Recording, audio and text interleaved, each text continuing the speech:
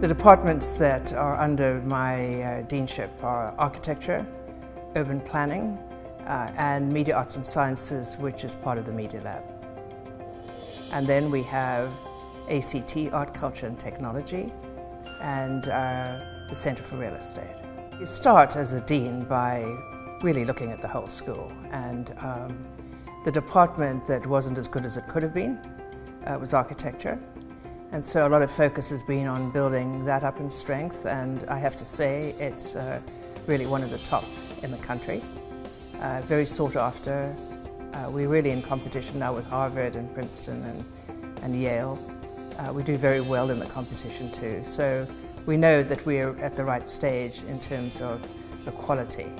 But we're a different school. We don't try and be like Harvard or be like Princeton.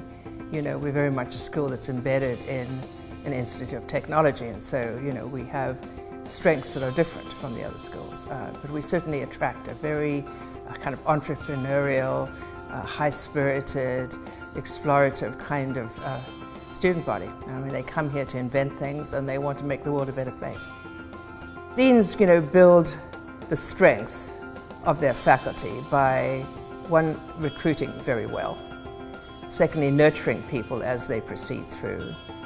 Taking them through the tenure process and the promotion process. And so I would say that I've affected the faculties considerably in terms of just strength.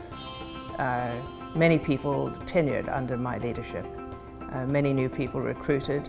I think the quality of the faculty is higher than it was in the beginning. You have to also try and build new buildings if you can. The Media Lab building, it was an enormous boost, I think, to my school. Number one, it's the most beautiful building on campus, and unquestionably, and it's made a difference. It made a difference to the Media Lab, it's made a difference to the Art, Culture and Technology program. It's something we're very proud of, and it's partly identified then with the School of Architecture and Planning at MIT. So, you know, you try and build the strength into your school, and you push research. I mean, you really encourage more and more people to set up their research labs and so on. And the one that I hopefully will be known for is the Centre for Advanced Urbanism, because this is a unique piece. I think it really is exactly the kind of thing MIT should be engaged in.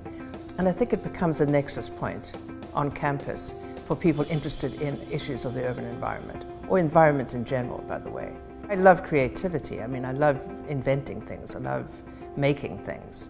And, you know, I've also got that wanting to make a better world, you know, as an ethos. Always have had, so very MIT.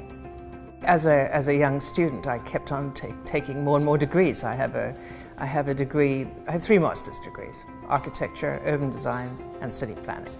And so in my career, I've always combined these fields, and they overlap, you know, they're not separate.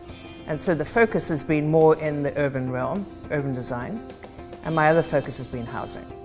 I think my expertise is mainly in affordable housing, but not just individual buildings, but larger scaled environments. And so in my practice, because I have one, for example, right now I'm going down to Guatemala. A client is wanting to build a new community down there.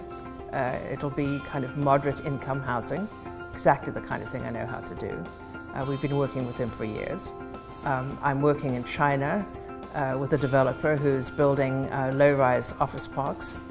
We're designing a series of buildings and the overall environment for him too. So it gives you the scale. I mean, I build individual buildings, but it's this larger scale environment that I'm really interested in. I've always, by the way, from the day I started my career, I've always had one leg in academia and one leg in practice. And started in Cape Town, South Africa, moved to Houston, Texas, later Philadelphia, San Francisco, and, you know, so I have a bi-coastal practice, if you'll put it that way. You have to be a little crazy to do what I'm doing. It's 2 full-time jobs, honestly. So, you know, I have a lot of energy, which is a plus. It's also a certain kind of passion for this.